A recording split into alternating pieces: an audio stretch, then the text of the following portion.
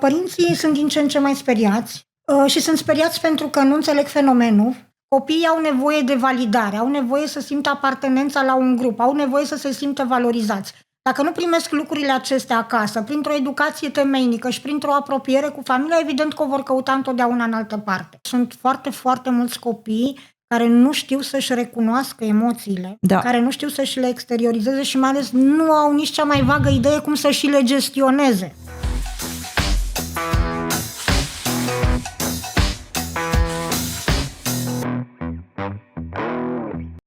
Bună ziua! Astăzi suntem la un nou podcast SOS Antidrog.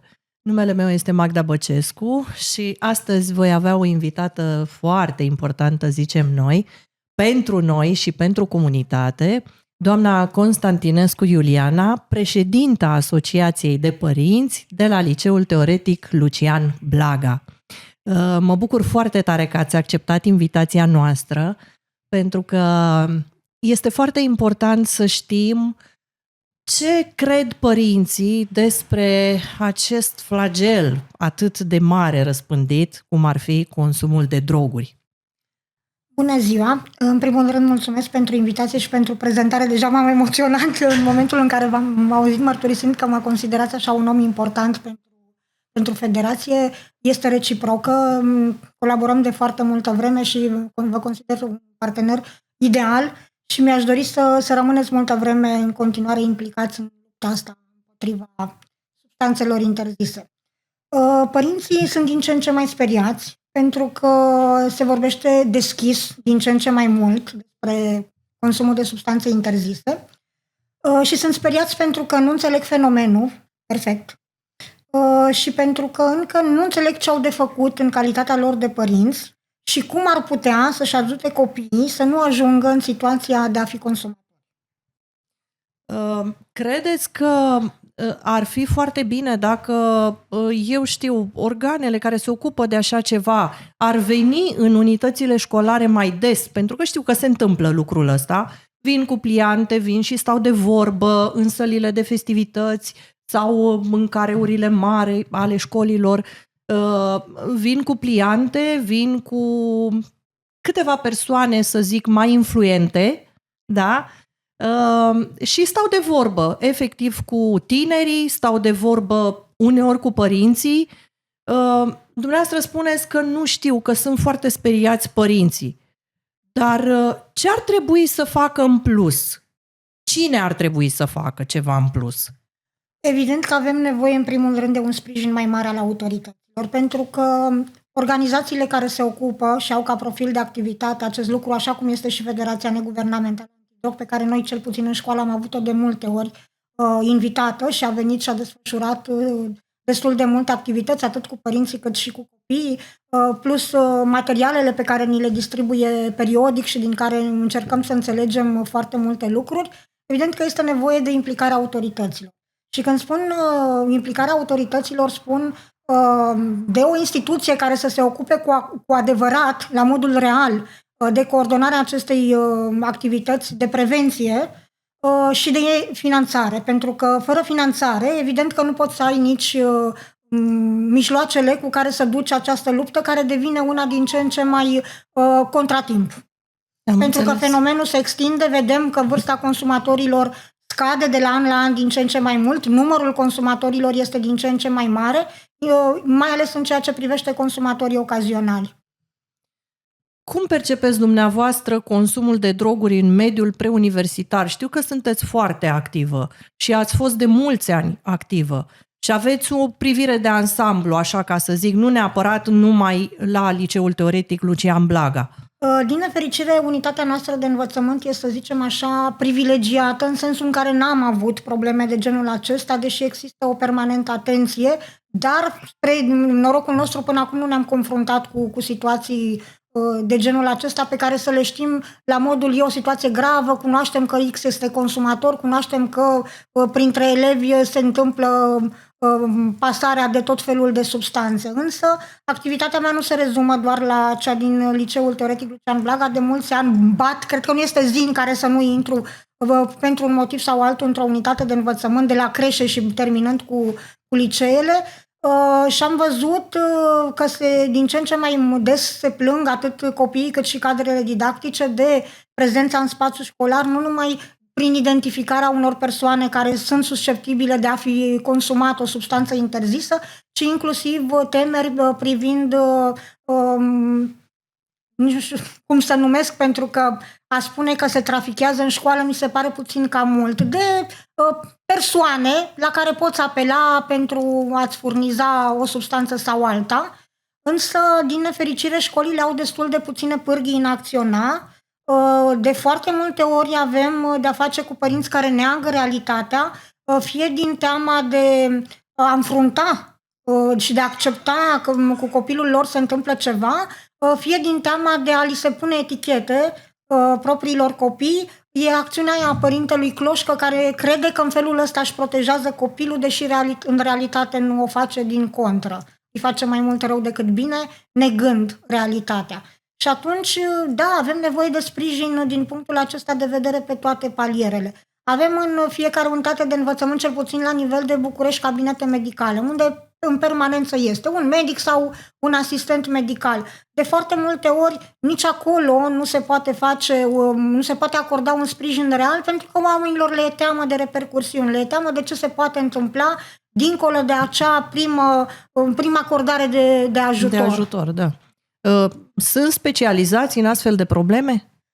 Știu că au fost instruiți, inclusiv fosta Agenție Națională Antidrog a făcut la un moment dat niște traininguri cu personalul medical din cabinetele medicale care se subordonează SSMB-ului și oarecum din discuțiile la care am participat și eu la o parte dintre ele, știu că s-au făcut. Acum, nu știu dacă într-o măsură suficientă și dacă într-adevăr sunt cu adevărat pregătiți să intervină în astfel de situații, însă cred că aici ține foarte mult și de natura umană a celor care lucrează acolo.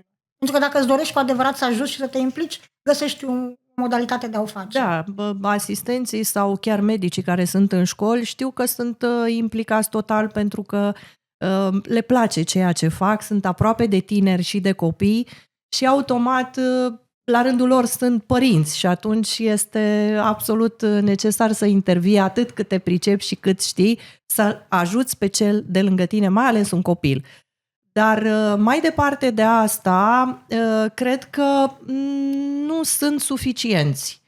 Asta este părerea mea, nu știu dacă este avizată, dar eu așa consider că nu sunt încă suficienți. Cred că deja părinții sunt speriați pentru că au auzit din mass media și chiar de acasă, de la copii, povestind despre anumite întâmplări la școală. Probabil că s-a făcut și așa un boom din ăsta general, că știți cum e, merge din gură în gură, din vorbă în vorbă și atunci probabil că și unii dintre copii sunt foarte speriați.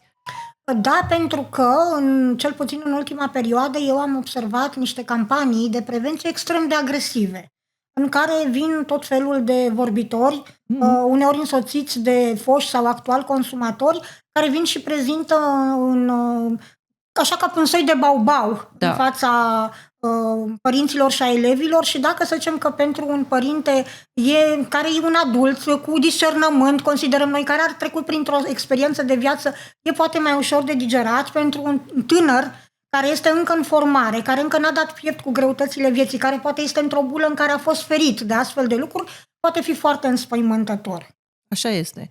Așa este și vă spun pentru că și eu, profesia mea este de actor și profesor în același timp și mă confrunt cu toate problemele astea, dar cei mici mai mult sunt speriați, cei mari nu.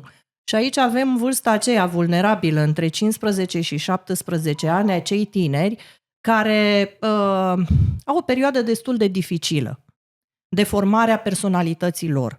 Și cumva vor să aparțină unui grup, nu vor să fie marginalizați, vor să fie în trend, vor să fie cool și atunci probabil că acceptă din aceste motive, poate că au și anumite goluri din spate pe care doresc să și le umple, acceptă în acest grup de tineri din care fac parte și pe unii care, să zicem, le propune, hai să încerci și tu, să vezi cum e. Nu trebuie să consumi, dar numai să încerci, să testezi, să vezi cum e. Și atunci unii sunt slabi, poate, și încearcă. Am auzit astfel de cazuri, că au încercat. Unii au reușit să se oprească, ceea ce este foarte bine, pentru că, apropo de părinți, ar trebui să fie mai aproape de copiilor, să le fie cumva prieteni și să petreacă mai mult timp cu ei acasă, măcar 15, măcar 20 de minute, să fie alături de ei și să empatizeze mai mult cu ei, să îi întrebe ce fac, cum se simt. E vorba de partea emoțională. Nu să eticheteze, nu să-i certe, nu să, dacă au luat o notă proastă, să zică, aoleu, n-ai învățat, vai de mine, dar cum ai putut să iei o asemenea notă? Copilul ăla, în momentul ăla, se închide în el, se retrage, nu mai îndrăznește să-i spună mamei sau tatălui că uite ce s-a întâmplat la școală, adică nu mai e la fel de deschis. Partea emoțională a tinerilor din ziua de astăzi este foarte fragilă. Așa este. Iar eu, ca părinte implicat de foarte mulți ani, să știți că este lucrul pe care eu am putut să-l fac din calitatea mea de părinte reprezentant. Am încercat de fiecare dată să le atrag atenția părinților asupra a două aspecte foarte importante. În primul rând, manifestările adolescentine și mai ales cele ale preadolescenței încep să se manifeste mult mai devreme decât se făcea pe vremea noastră. Copiii au nevoie de validare, au nevoie să simtă apartenența la un grup, au nevoie să se simtă valorizați. Dacă nu primesc lucrurile acestea acasă, printr-o educație temeinică și printr-o apropiere cu familia, evident că o vor căuta întotdeauna în altă parte. Pe de altă parte, am observat că avem de-a face cu generații din ce în ce mai instabile din punct de vedere emoțional, de echilibru emoțional. Sunt așa copii este. Care reacționează la cea mai mică neplăcere și la cea mai mică piedică extrem de afectiv. Sunt afectați psihologic din cele mai mărunte motive. Fac drame din temir ce. Și evident că în momentul în care acasă nu primesc suportul, nu-i vede nimeni.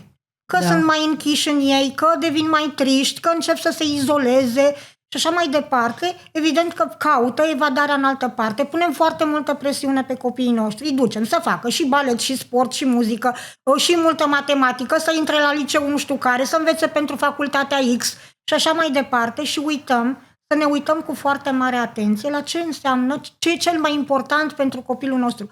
Sănătatea. Iar când vorbim de sănătate, trebuie să ne gândim foarte serios la sănătatea mentală. Noi nu avem în România educație pentru sănătatea mentală. Nu avem grijă de lucrurile astea și ajungem, vedeți, cu cabinete de psihiatrie, ale psihologilor pline de oameni, de adolescenți și de tineri care au nevoie de suport din acest punct de vedere. Și mai este o chestiune, foarte mulți ani, părinții au avut impresia că un copil, un tânăr este un potențial, poate fi un consumator de droguri și e foarte cumva sensibil în zona aia dacă are la dispoziție foarte mulți bani, că consumul de droguri e destinat celor care au în buzunar niște sume și își permit. Nu. În ziua de astăzi, accesul la tot felul de substanțe sintetice este extrem de facil. Avem de-a face cu droguri care nu mai sunt cele clasice pe care le știam noi, cocaină, heroină, amfetamină și sunt tot felul de combinații care se fac și care nu costă foarte mult, adică cu câțiva lei, zeci de lei ai acces la niște nenorociri care produc poate mult mai repede dependența și mult mai repede provoacă au repercursiuni decât grave. Au drogurile clasice. Așa este, ăsta este un mare pericol pentru că, ce să spunem, îi afectează ei, poate copiii mai micuți nu au discernământ. Nici tinerii, cei mari, efectiv vârsta pe care o spuneam, o aminteam mai devreme, între 15 și 17, eu aș zice mai repede, chiar spre 14 ani aș merge. Ei nu au un discernământ total, pe ei, cum se spune popular, îi fură valul. Și apropo de valorizare, apropo de apartenența la grup, apropo de a fi, exact cum spuneam mai devreme, cool. Auzeam zilele trecute că mai nou se introduc în școli prin diverse metode, chiar ursuleți roz, mici așa ca pastiluțele acelea agumate, nu mai îmi vine în cap acum exact cum, geleurile acelea agumate, da, și li se dau copiilor mici.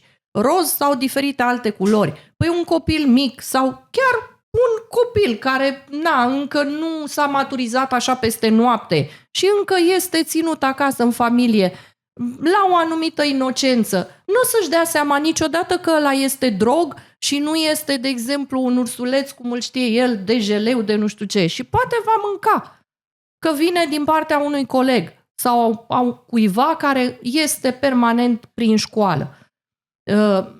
Nu știu ce să vă spun, apropo de pericolele astea foarte mari. Cine știe din ce substanțe sunt făcute?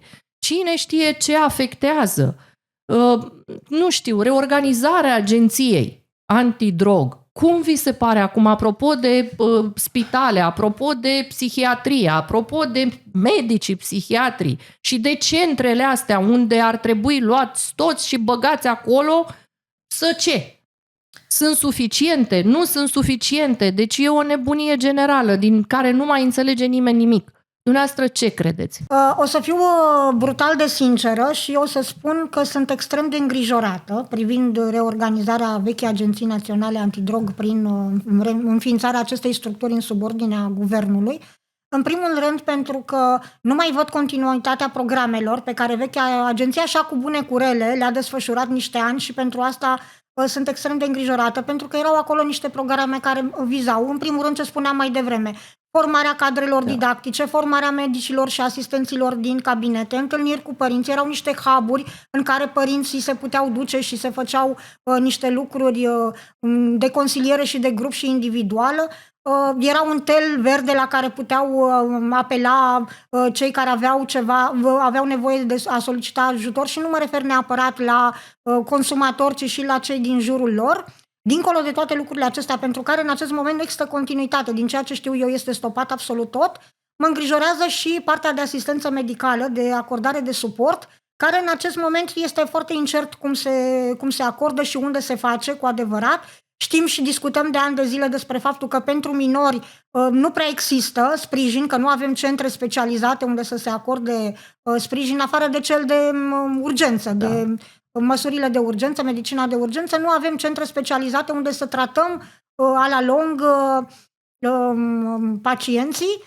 Și mai am o îngrijorare, pentru că acum de ceva vreme am realizat că, deși aveam la nivel național un program care se numea Din grijă pentru copii și în baza căruia copiii aveau acces la o asistență psihologică, un anumit număr de ore, nu mai există nici acest program. Hai de mine!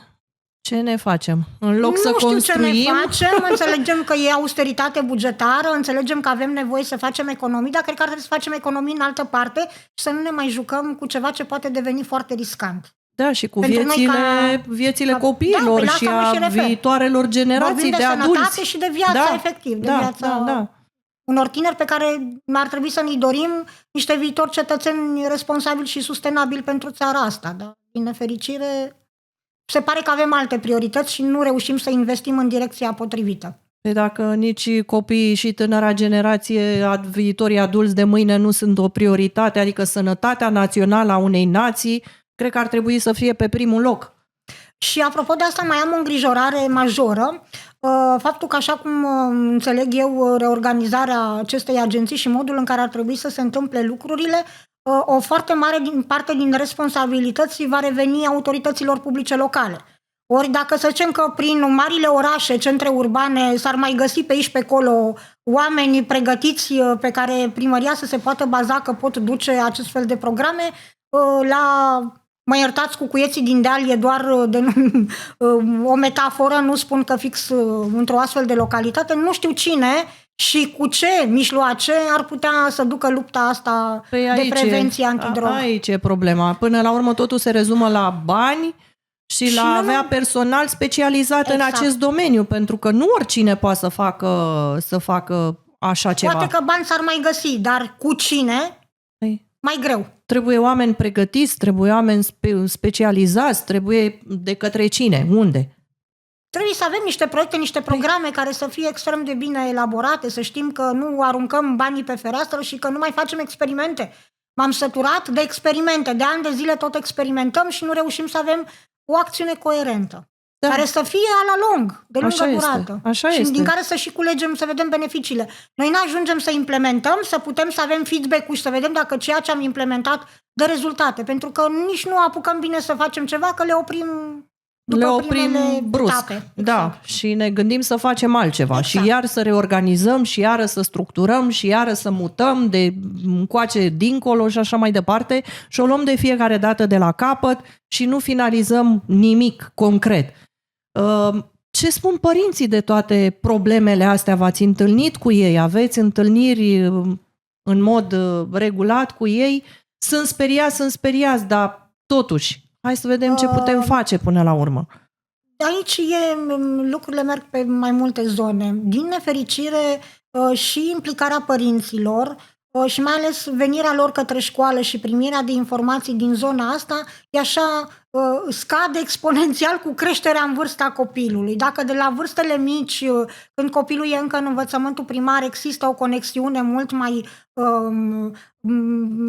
bună cu școala, cu cadrele didactice și se creează așa cumva un mediu în care toată lumea e un mare grup așa, satul ăla care crește un copil, pe măsură ce copilul înaintează în vârstă, lucrurile astea se pierd. Ajungem la gimnaziu, deja la liceu foarte rar mai vezi părinții aproape de școală și ei sunt într-un număr foarte mic. Însă am observat că atunci când facem acțiuni și când sunt subiecte foarte serioase, părinții cumva se mobilizează și vin aproape de noi. Numai că este foarte dificil să aduci un număr mare de părinți la oaltă, să faci cu ei acțiuni de prevenție și de informare, în condițiile în care fiecare nu știe cum să se împartă mai bine, între slujbă, familie, educația copilului și așa mai departe. Și în condițiile în care de foarte multe ori nu avem de-a face cu acțiuni care să se plieze pe nevoia de informare a fiecărui părinte în parte. De multe ori vin specialiști care au un limbaj extrem de elevat, care fie sunt foarte agresivi, fie sunt foarte volatili sau foarte evazivi în ceea ce transmit. Și nu toți părinții reușesc să înțeleagă exact care este pericolul real, la ce să fie cu adevărat atenți și mai ales ce au ei de făcut ca părinți. Am înțeles. Da, lucrurile sunt destul de dificile și noi am constatat fix același lucru. Spuneți-mi, vă rog, ați spus că ați colaborat foarte mult cu Federația Neguvernamentală Antidrog. Arta a ajutat? Întotdeauna. Sportul. Și știți foarte bine că și în acest moment există și la nivel de UNEATC proiecte de genul acesta. Da. Eu cred că arta ajută în tot. Arta ajută pentru că, în primul rând, îl ajută pe copil să se înțeleagă pe sine, îl ajută să iasă din introvertire și mai ales mi-ați ridicat mingea la fileu, uite, e un subiect pe care îl scăpasem. Avem nevoie foarte mult de a oferi copiilor noștri alternative. Da. Copiii noștri sunt niște copii digitali. Trăim într-o era a digitalizătății, cu acces la informație, mai nou inteligența artificială care pune stăpânire pe totul din ce în ce mai mult. Trăiesc într-o lume virtuală care este cu mult departe de realitatea în care ar trebui să trăiască. În lumea aia virtuală se întâmplă lucruri care n-au nicio legătură cu ceea ce se întâmplă în realitate și ajung să trăiască niște vieți care nu sunt ale lor, care sunt generate de o zonă artificială. Și avem nevoie, pentru copiii noștri, să închidem puțin ușa aia, să-i ținem cât mai izolați și să le oferim cât mai puțin din ceea ce oferă tehnologia și e nociv pentru ei. Nu sunt împotriva tehnologiei, din contră, dar cred că trebuie făcut accesul limitat și în funcție de pregătirea pe care o are copilul din punct de vedere cognitiv, emoțional, în așa fel încât să-i oferim copilului alternative sănătoase. Să învețe că există și un alt tip de viață și că e mult mai constructiv să mergi la teatru decât să stai pe TikTok. Da, să mergi la teatru, să mergi la operă, să mergi la, nu știu, poate la un sport, să faci un sport. Absolut. Activitățile outdoor mi se pare că sunt foarte bune și făcute împreună cu părinții. Absolut. Adică elevii, părinții și profesorul. Eu văd o trinitate așa care poate să fie un echilibru extraordinar dacă punem umărul și dacă ne dorim acest lucru și ne implicăm mai mult. E adevărat că este un efort în plus și pentru profesori și pentru părinți, da, pentru că muncesc. Unii muncesc chiar foarte mult, au câte 2-3 joburi ca să poată să își țină copiii la școală și să să poată să trăiască adevărat, decent. doar că să știți că în momentul în care ajungem în impas nu mai folosește la nimic. Nici Așa că i-ai este. oferit tot ce vroia, că i-ai dat totul pe tavă. În momentul în care ajungem în impas și descoperi că propriul tău copil este un consumator, de foarte multe ori e aproape de a nu-l mai recupera, nu mai folosește la nimic. Așa este. Și cred că ar trebui să încercăm să fim mult mai atenți în direcția asta, pentru că dacă ajungem în punctul ăla, repet, tot ce am făcut până atunci este în zadar. Da, cred că aici ar trebui să fie foarte mare atenție din partea părinților, să fie atenți la copiilor, repet, să vină în întâmpinarea lor. Partea emoțională, ce am observat eu de-a lungul timpului, este foarte fragilă. Foarte fragilă. Și copiii de multe ori au temeri în a le spune părinților ceea ce gândesc, ceea ce simt, ceea ce trăiesc la școală, pe stradă, în grupurile de prieteni. Le e teamă să spună că au primit bullying din partea unora și a altora, le e teamă să spună absolut orice. Și atunci se închid cumva în ei și se acumulează azi puțin, mâine puțin, răspoi mâine puțin și așa răbufnește undeva, nu știu, fie în alcool, fie la droguri, fie în alte și alte lucruri care le sunt nocive dezvoltării lor. Și atunci părinții aici cred că trebuie să fie atenți. Pur și simplu sunt foarte, foarte mulți copii care nu știu să-și recunoască emoțiile, care nu știu să-și le exteriorizeze și mai ales nu au nici cea mai vagă idee cum să și le gestioneze. Mă uit la tot ceea ce se întâmplă în spațiul școlar cu toți specialiștii care vin și țin tot felul de activități. Cele mai relevante și cele mai cu impact sunt cele care sunt ținute de psihologi. Ceea ce spune foarte mult. Păi ar trebui să vină mai des, să fie invitați mai des psihologii în școli sau să se facă, repet, tot felul de activități în care să fie implicat și un psiholog și cât mai mult ieșit împreună, poate din școală, poate din bancă, poate din mediul școlar, pentru că probabil că și statul ăsta așa, ei percep cumva, suntem la școală, dar de ce aici, iarăși, nu știu ce, poate dacă îi scoatem puțin, de exemplu cum face Federația Neguvernamentală Antidrog, îi aduce într-o sală de spectacol, îi scoate afară, nu știu, poate, uite, vine în întâmpinarea lor când merg la munte, poate vine în întâmpinarea lor când merg la mare. Adică un spațiu neconvențional unde să îi invităm pe toți și să vorbim despre lucrurile astea liber, fără presiune. Absolut. Și să știți că este o altă observație pe care am făcut-o de-a lungul anilor. În momentul în care facem activități în echipă, părinte și copii, vedem rezultatele și de o parte și de cealaltă. Și copilul este încântat că, iată, vine părintele și se implică în ceva ce nici nu i-ar fi trecut vreodată prin cap că se va implica. Și părintele găsește o bucurie și o rezonanță extraordinar de mare în a vedea cum este să faci echipă cu propriul copil. Dincolo de orice convenții, dincolo de orice impuneri de norme ale societății și inclusiv să te joci cu copilul, inclusiv să te joci cu copilul tău, să găsești bucuria aia în joc, chiar dacă el e deja adolescent și tu ai o vârstă. Așa este. Asta spuneam, să fim mai aproape de copiii noștri și să îi înțelegem, să rezonăm clar la problemele lor și, repet, acele 15-20 de minute de stat cu propriul tău copil, că de-aia l-ai adus pe lume, de-aia ți l-ai dorit, de-aia trebuie să ai grijă de el, să-l crești frumos și echilibrat, zic eu. Da, îl numesc psihologii acel timp de calitate. Știți că nu trebuie să stai 10 ore pe zi cu copilul, dar dacă îi acorzi acele 15-20 de minute în care întreaga ta atenție este către el și către nevoile lui, sunt suficiente.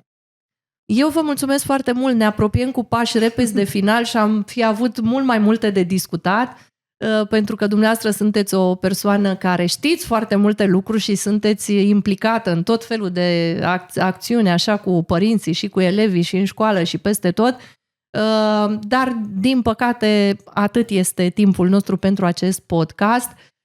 Vă mulțumesc foarte mult pentru invitație și aș vrea să vă rog dacă doriți să transmiteți un mesaj părinților, tinerilor, elevilor, ascultătorilor noștri. Mesajul e același pe care îl transmit de foarte mulți ani și chiar dacă la un moment dat devine plictisitor, eu o să-l tot spun până când o să văd că se întâmplă. Și anume, să înțelegem că suntem împreună, că există o putere a lui acest împreună fantastică. Și dacă ne dăm mâna cu toți, părinți, școală, comunitate, organizații, autorități, să facem cu toții cât un pic, ceea ce stă în puterea fiecăruia dintre noi, vom descoperi că pic cu pic se umple marea. Vă mulțumesc încă o dată foarte mult. Aceasta a fost emisiunea noastră de astăzi, podcastul nostru de astăzi, împreună. Sperăm să facem lucruri bune, frumoase, să venim în întâmpinarea și în ajutorul dumneavoastră al ascultătorilor. Numele meu este Magda Băcescu și dacă v-a plăcut ceea ce ați auzit astăzi, dați un subscribe și vă așteptăm și data viitoare la un nou podcast cu invitați, unul și unul, asta vă garantez, din care vom avea dialoguri foarte, foarte benefice dumneavoastră și nouă tuturor. Împreună putem să facem o lume mai bună.